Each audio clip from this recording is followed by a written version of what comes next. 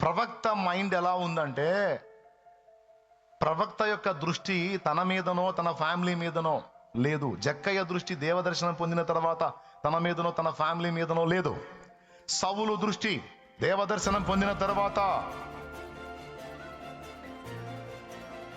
సమాజం నన్ను వ్యతిరేకించింది, సమాజం ఏమనుకుంటది అన్న దృక్పథం లేదు, ఆలోచనే లేదు. సౌలైతే మరి ఎక్కువగా బలపడి ఏసే క్రీస్తుని ప్రకటించుచు దమస్కు పట్టణమును కలవరపరిచెను అనుంది. దమస్కు పట్టణమును కలవరపరిచాడనుంది.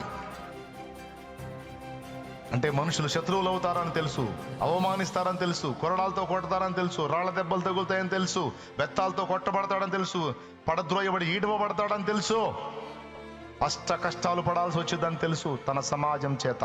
అయినా అస్సలు లెక్క చేయలేదుగా.